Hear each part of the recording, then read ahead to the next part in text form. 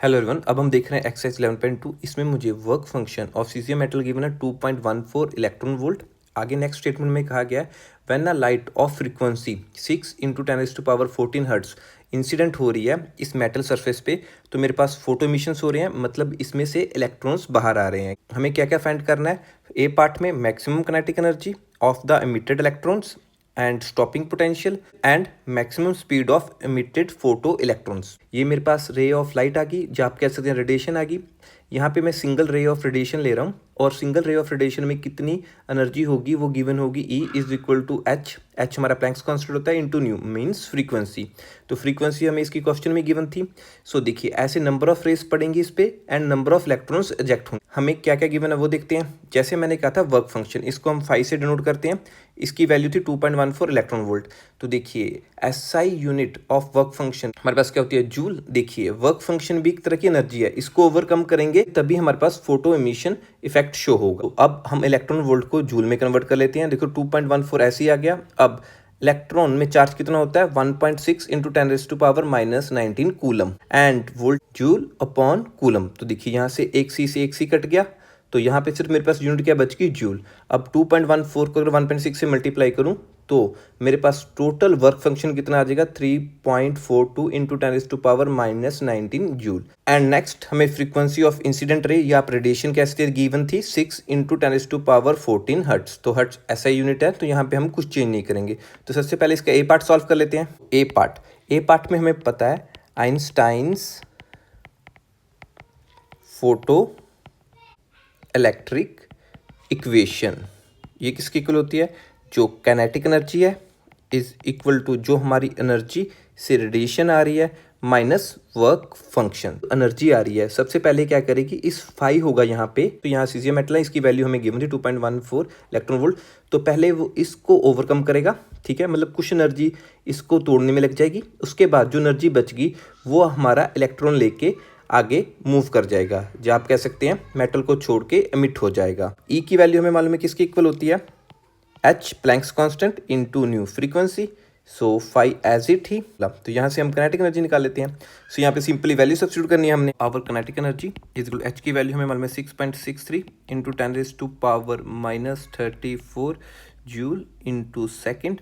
And frequency की value हमें given थी 6 इंटू 10⁻14 हर्ट्स। तो हर्ट्स को हम क्या लिख सकते हैं? 1/सेकंड भी। सो ये आ जाएगा 1/सेकंड। तो ऐसा क्यों लिखा? यहाँ मेरे पास सेकंड से सेकंड कैंसिल हो रहा है, तो आगे माइनस का साइन था क्वेश्चन में। -5 की वैल्यू हमने निकाली थी इन जूल, तो यहाँ पे सब्स्टिट्यूट कर देते हैं 3.42 इंटू 10⁻⁻19 जूल।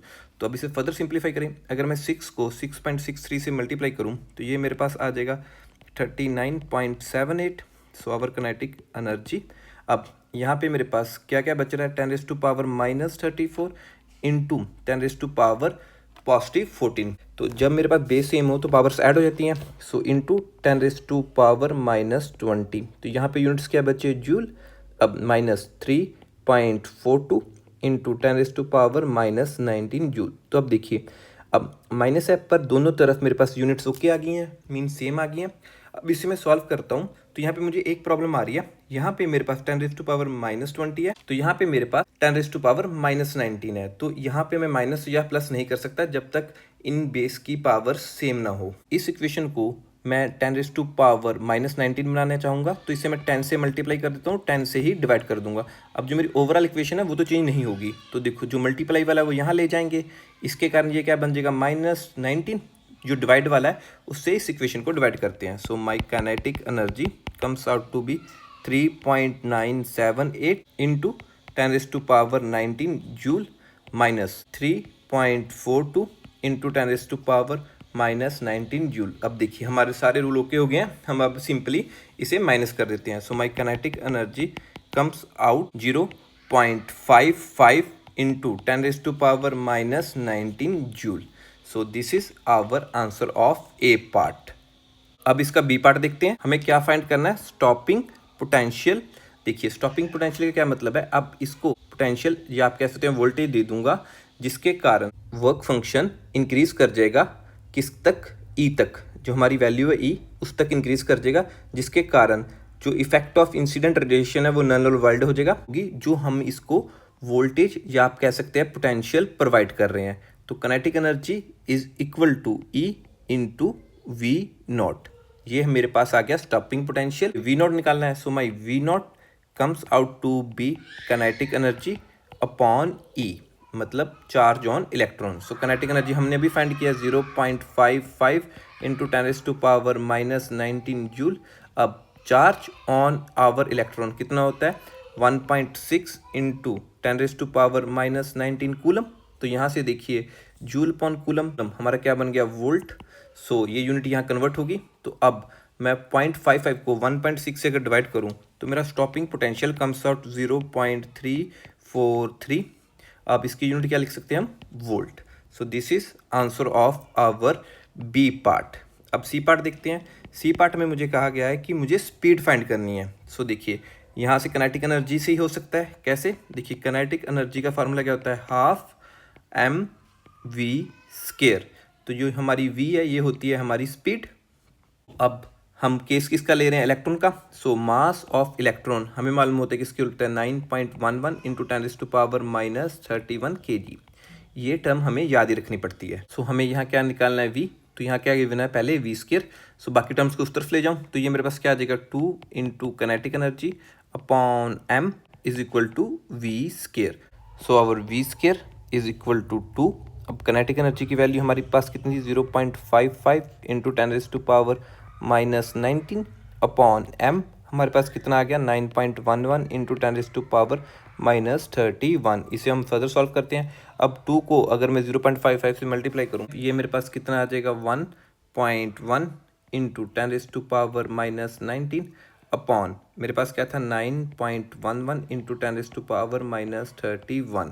तो देखिए इसे मैं फर्दर सिंप्लीफाई करूँ 1 को अगर 9.11 से डिवाइड करूँ so my V square comes out 0.12 into 10⁻⁻19।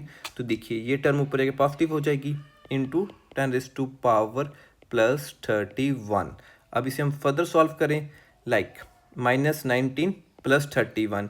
जब बेस सेम हो तो पावर्स ऐड हो जाती हैं। तो ये मेरे पास कितना आ जाएगा 12। सो यहाँ से मैं कह सकता हूँ my V square comes out to be 0.12 into 10⁻12। अब हमने निकालना क्या है V. So under root both sides, तो यहाँ पे सिर्फ रह जाएगा वी। तो अब इसका अंडर रूट करते हैं जैसे 0.12 इंटू अब 12 को मैं इसी पे लिख सकता हूँ 10⁻6 इंटू 10⁻6। तो इनमें से एक पेयर तो बाहर आ जाएगा। अब 0.12 का अंडर रूट किसके इक्वल होता है। So my V comes out to 0.346 into 10⁻6। तो ये स्पीड है, इसकी यूनिट्स क्या होंगी मीटर पर सेकेंड। क्लियर। अब इसे अब फर्दर भी हम और अरेंज करके लिख सकते हैं like v is equal to 0.346 into 10⁻3 into 10⁻3 metre पर सेकेंड। तो हमें मालूम है 10⁻3 किसके इक्वल होता है किलो के। सो हम फर्दर क्या कह सकते हैं और ये 10⁻3 इससे मल्टीप्लाई कर दूं so my v comes out to be 346 क्या बचा किलो।